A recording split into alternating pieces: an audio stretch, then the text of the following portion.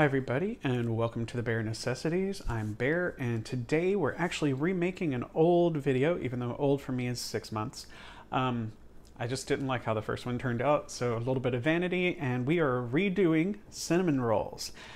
This time we're going to do them full fat, full flavor, so it is going to be a little different. And for this recipe, you're going to start with, just for the bread, 5 cups of flour. I have a split here of 4 cups of all-purpose flour, and then in that I also have 1 cup of whole wheat, because as always I like to pretend that these are healthy. So, you know, we tell ourselves these stories to make up for it.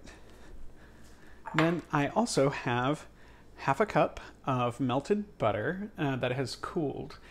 So that's 1 stick of butter, or 4 ounces. Which is 8 tablespoons, depending on what you're measuring and what kind of fat you're using. You can use just a regular oil. I could use my avocado oil, which I usually prefer, but butter and the flavor is amazing. If you're using margarine or a vegan substitute, that's fine.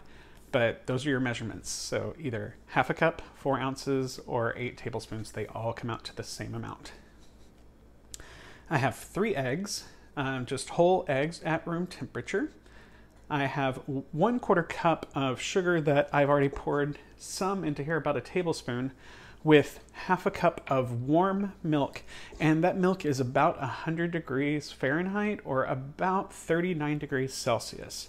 You want it right around there because your yeast needs to have a nice bath experience without boiling to death. So you never want to get it over 110 degrees Fahrenheit, or what would that be, like 45-ish centigrade. But also in here I have 2.5 teaspoons of active dry yeast that I have been letting bloom in the milk with a little bit of the sugar mixed in for about 5 minutes. They are extremely foamy and very, very happy.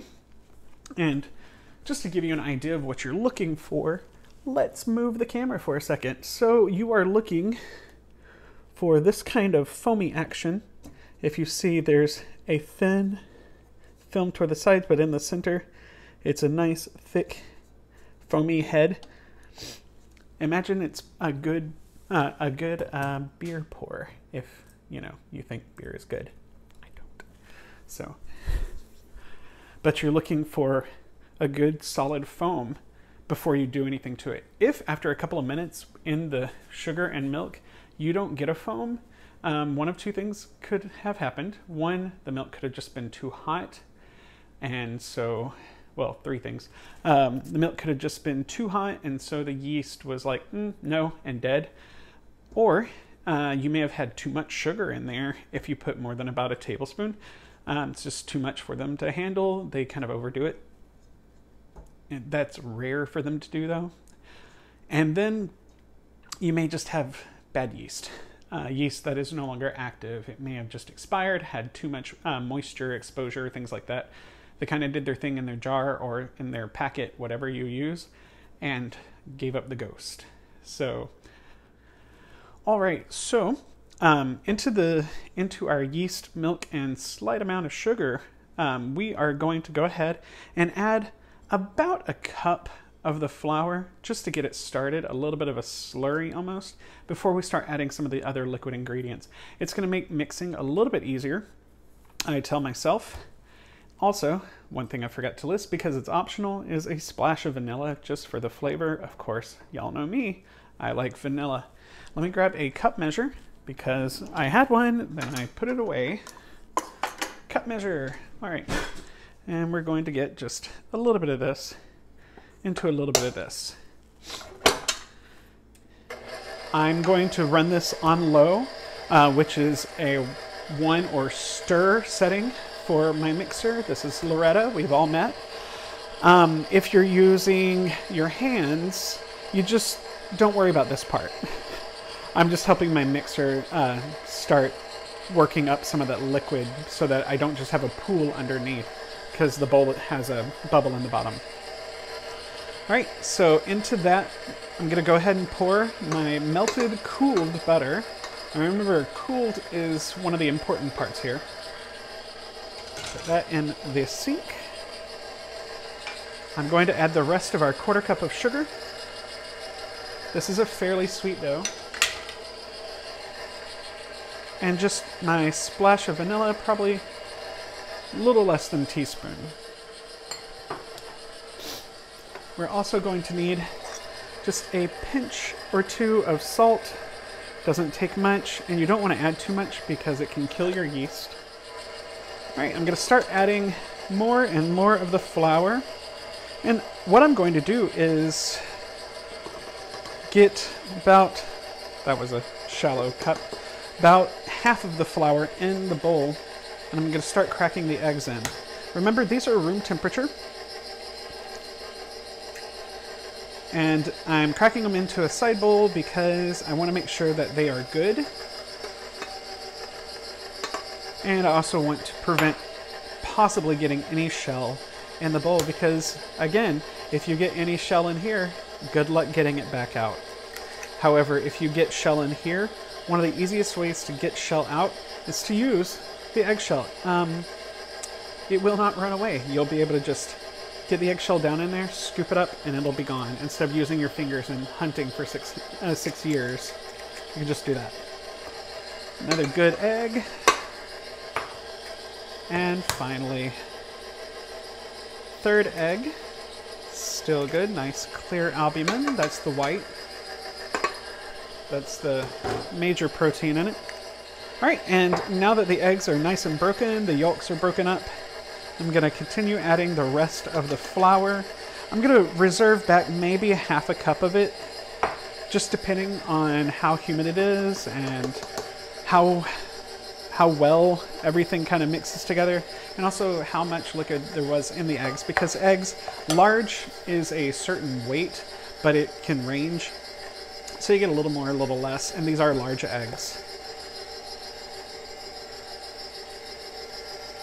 And we are going to let this go for just a few minutes while it starts to gather. And I'm just going to zoom right through, so I'll see y'all back in 3 seconds.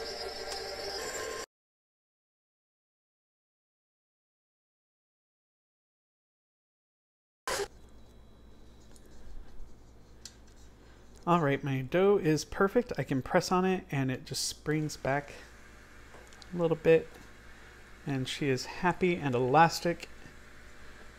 And during that time, I discovered that my flour was on the dry side.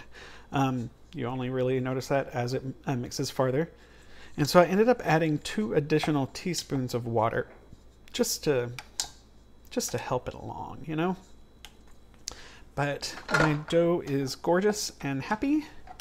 It's springy and comes clean off the hook with very little work. You just grab it a little bit. And now, let's take that off of there. We're going to take this lovely dough and I'm going to turn it into a bowl. So what I'm doing is holding onto the side and pulling toward the bottom to create a little belly button that kind of pulls the skin taut. And that skin is from the gluten that we've built up.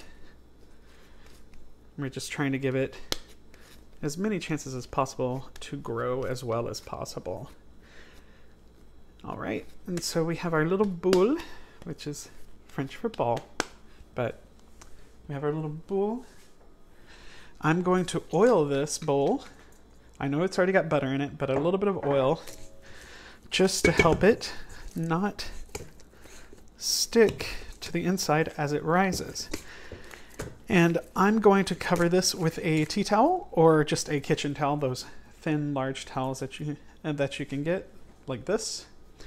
And I'm going to let it rise in my oven, no heat, for 30 minutes. So I'm going to pop this into the oven, let it sit for half an hour, and I'll see y'all then. Alrighty, it's been 30 minutes. It's actually been about 33 because I had to get set up. And the dough has risen real lovely. It is about double, which is what we're kind of shooting for, but it is nice and soft, if you can see. So I'm going to get this and turn it out onto a lightly floured, very clean counter. Put that away, because now we are going to do the shaping and cutting of our cinnamon rolls. So let's knock out some of the air that's in it, just giving it a few gentle kneads. Don't do too many. And your dough, just pat it with a tiny bit of flour. You don't need a whole lot, just because of the nature of the dough. Let me grab my knife that I'm going to use. I'm going to use a serrated bread knife, but you can use whatever you have. It just makes it easier for me to cut the Catherine wheel out. All right, so let's roll this dough out to about 1/4 to 1/2 inch thick. It's going to be fairly thick dough. And we're just going to get it out into a general rectangle.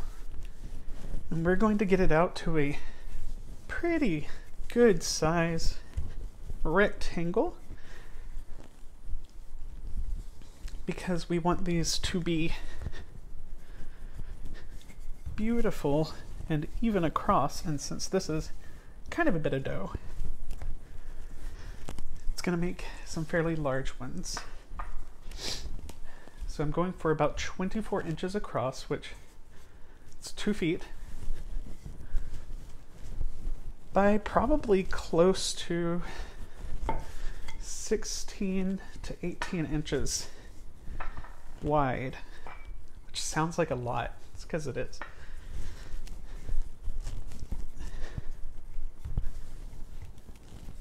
Okay, turn it over one last time. Get it into its general rectangular shape.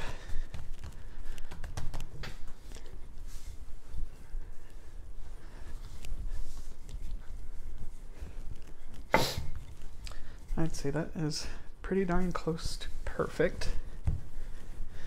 And it's a good right under 1/2 inch. Alrighty. And for the interior, I'm going to be using 2 tablespoons of honey that I have melted with a teaspoon of butter and stirred, just to help it be kind of liquid. I only melted it for about 12 seconds. Honey can get so hot so fast because of its sugar content, because it is 114 times sweeter than sugar. So, you know, there's a lot more to it. As well as I have 2 tablespoons of brown sugar. You can use granulated sugar. I just like the molasses in it. And 3 teaspoons of cinnamon, just ground everyday cinnamon. My brown sugar had some hard lumps. If you've ever seen those dark hard lumps, that's where the molasses has gotten some extra moisture and kind of grabbed onto itself. You can pop your brown sugar into the microwave for like 10 seconds and stir it with a fork and they'll break right up. So if you ever run into that, that's an easy way to get around the lumps in your brown sugar. Let me get this cinnamon sugar mixed. And actually, I'm going to pop just the tiniest bit of salt into that as well. It adds such a nice flavor. We're talking a pinch, barely even. Just a hint. All right, so first let's get our whatever we are using as our liquid. A lot of people choose to use straight up butter or not have any liquid on the inside at all. And that is whatever you want. I just like the extra caramelization from this, as well as the syrupy aspect of it. It also helps the sugar kind of get more melty and delicious on the inside. You don't tend to end up with any granular clumps. So there we go. And don't be afraid to get dirty at this point. Your hands are going to not be clean. I'm going to give them a tiny rinse. so I can keep going. And I'm just going to sprinkle my sugar cinnamon mixture over the top. And I went cinnamon heavy on mine. You don't have to use the 3 full teaspoons if you don't want to. Standard recipe calls for 1.5 to 2 teaspoons.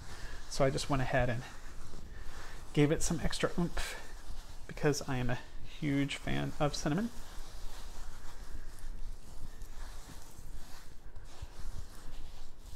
And since these are yours, you can make them however you want them. And I'm going to go ahead and grab a baking dish and a little bit of avocado oil. All right, let's get this rolled up. So we start from this edge. Something I failed to mention is whenever you're doing your cinnamon sugar, and if you use a liquid or not, leave about an inch gap on one side. So hopefully it's not too late.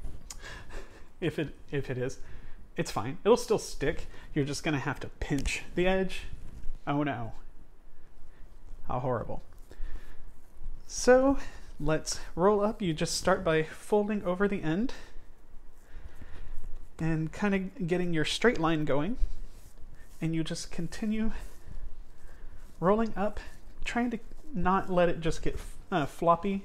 You don't want any air gaps because while these are going to rise a little bit more, it's easier to just not have to start out with them, because then you might end up with big air gaps in the oven.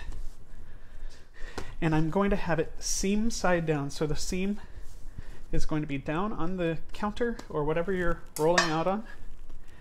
And with your knife, your bench scraper, whatever you're going to use, go ahead and cut this into, this can go into 10 to 12 pieces. I'm going to go ahead and do 12. So you're cutting half, then that next half, and a half, and then here you're going to have to do 3. So find where it's about even, and then just cut your 3. And there we go. And just go ahead and finish all of them like that. And the 2 ends, they're fine. They're going to be a little bit more doughy. We're going to put them with the rolled end down anyway, so they will look like everything else, but the bottom will just be a little bit more doughy. Now I'm going to get my baking dish, and you have the choice of either buttering or oiling it, but you do want to have some kind of lubricant in there just to help, because of the amount of sugar in this, and you don't want the rolls themselves to really stick because you want every last bit of this goodness in your mouth, not in your pan. So nice and oiled, and I'm just going to place them in, and I have 3 rows of 4. Yay for not failing basic math this time. It happens. All right, so now I'm going to cover this with that same piece of plastic wrap that I had earlier, or a tea towel, whatever you have. And I'm going to pop it back in the oven for another half-hour rise, just to let them kind of rest and puff up slightly, and then we're going to get baking. So I will see y'all back in just a few seconds. All right, so I'm back. My cinnamon rolls ended up resting about 40 minutes, so extra couple of minutes, but they got nice and fluffy and light. The sides are touching. The center has melted a bit, which is great. And I have preheated my oven to 350 degrees. And I'm going to get these into the oven to bake for about 25 to 29 minutes at 350 Fahrenheit. And once they are baked, then I'm going to let them rest and cool for about 15 to 20 minutes, just to bring down the temperature enough that I can put our glaze on. And I will walk you through the glaze in just a second. Let's get these baking. Okie dokie. So for our glaze, you need 2 cups of confectioner sugar, about a tablespoon of butter. It's a little heavy. We might actually do 2 tablespoons as well. Just a pinch of salt, a little bit of vanilla, and in here I have just a little bit of milk because that's going to help us get it to liquid. But we want to add our butter to the sugar first. And like I said, I'm going to use about tablespoon and a half, if I'm brave, 2. Let's be brave. There we go. And generally just eye it, you know. And I'm just going to break up the butter into the confectioner's sugar. Just a tiny bit. And now I'm going to add a teaspoon of vanilla.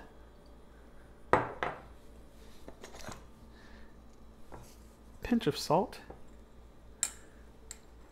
And then our 2 tablespoons of milk. And start getting that mixed together. Yeah, this is becoming a dough, not a glaze. So let's just add another couple of tablespoons. And the reason I put the butter in here, it's not gonna break up too much in here, is so that once we put this on the slightly warm cinnamon rolls, the butter will melt on the top as well. So you're adding just that much more flavor and moisture to the top of your cinnamon rolls. But we want to make sure everything is really well mixed. No clumps of sugar. And there we go. And that's just going to sit to the side while our cinnamon rolls finish baking. And once they're done baking and rested, then we will finish them off. So I will see y'all back in just a few minutes. All right, everybody, baking is done, and these have rested for about 18-20 minutes. They're still a little warm, but they are definitely cool. The pan is cool enough to touch and handle, so that's all we need. So we're gonna take our glaze that we've made and just pour it over. And we're doing this while they're still slightly warm so that it can melt on, like I mentioned earlier, and melt the butter that is in teeny tiny chunks inside.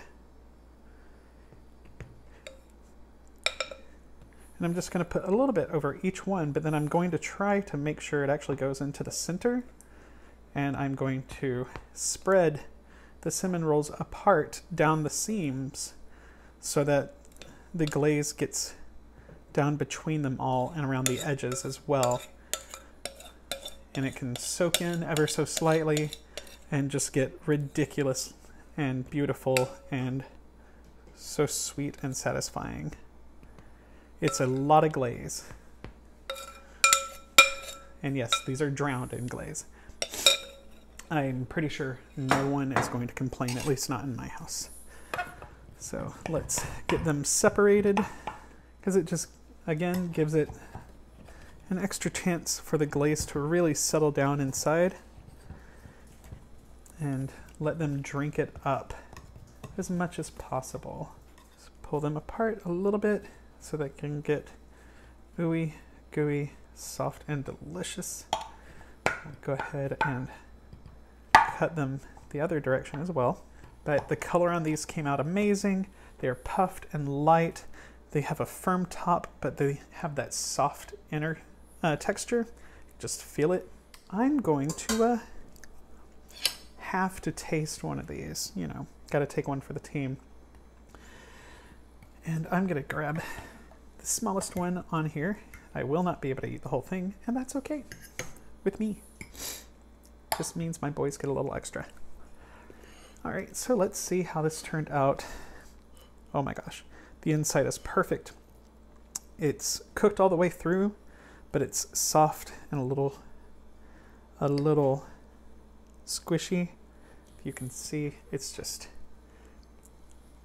I'm gonna dab on some of the icing. They're amazing. The honey really comes through in the center with all that cinnamon and that little hit of salt that we added. It's perfect. I hope you enjoy making these as much as I do when I do. And it was really fun getting to remake them with all of you. I hope you give this one a chance, and any of my other recipes, you'll see some linked down below and here on the video. Have fun with it. As always, this is your food. Make it what you want. And until I see you again, bye.